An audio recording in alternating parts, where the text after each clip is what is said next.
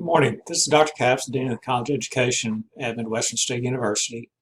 I want to take the opportunity to give everybody some updates on what is happening for those of you who have recently completed undergraduate clinical teaching, either in the fall or this spring, and also those of you who are in advanced programs where you have finished up everything and are ready to go out and get certified. You know, this has been a very difficult time right now. Things have happened this semester that we've never seen happen before in many, many ways. All of the colleges of education have been very proactive in trying to get information from the Texas Education Agency about what we should tell you in terms of getting certified. And they've provided us some information, which I'm going to pass on to you. There's a few highlights in this that I want to go over. Basically, what's happening is I'm going to start with the clinical teachers. If you're a clinical teacher, undergraduate, and you have completed everything, meaning your clinical teaching, and all you have left to do is to take your certification exams, they have created a process by which you can apply for a probationary certificate. That probationary certificate is good for 1 year. And what that does, that allows you to go ahead and be employed by a school district. It gives you 1 year to take the certification exams, both your content exam and your PPR, the additional exams that you may have to take if you're in a different certification area. And you have 1 year from the time that happens to be able to take your tests.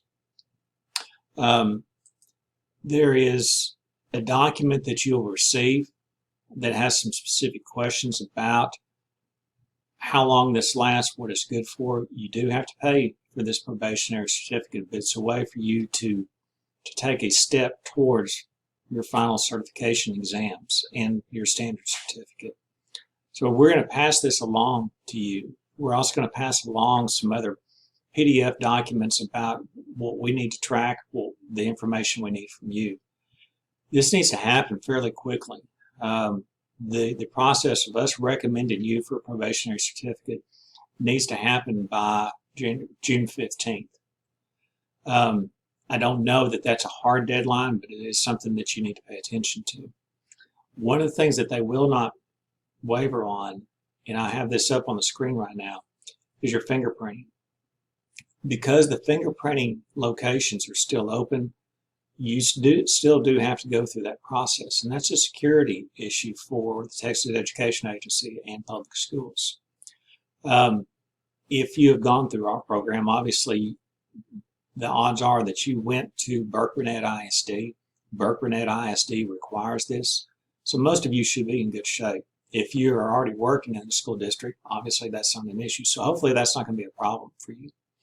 All of the hours that you should have acquired or have acquired meet the qualifications for us to be able to recommend you for a probationary certificate. It's just a matter of getting the paperwork completed. I will tell you a couple of other things at the undergraduate level that I am still a little concerned about and trying to find some information for. Those of you who are in the EC6 program, you know that on January 1st, 2021, those students are required to take the Science of Teaching Reading exam. It's an additional exam. We do not know at this time whether or not a student who is an EC6 student right now, who in theory would be testing right now, would have to go take that exam. That's the question that I've asked of the Texas Education Agency. I got a response from them this morning that they are still unsure about that. My recommendation is that if you were supposed to test in this semester or last semester, that you go ahead and do that.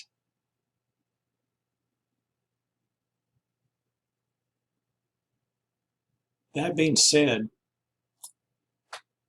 you never know for sure what's going to happen. It's entirely possible that they're not going to waive anything.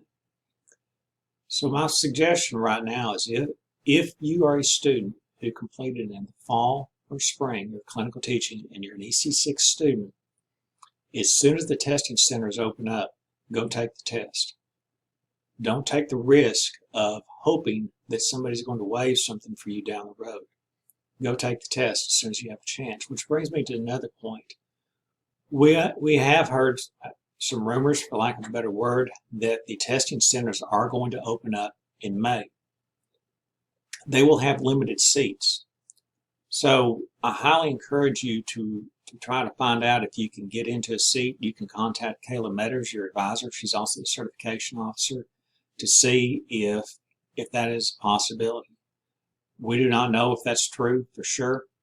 It's just something that we heard about, but if they do open up and you're an EC6 student and you don't want to run the risk of taking the STR exam, then we really need to see if we can work out a way for you to be able to do that.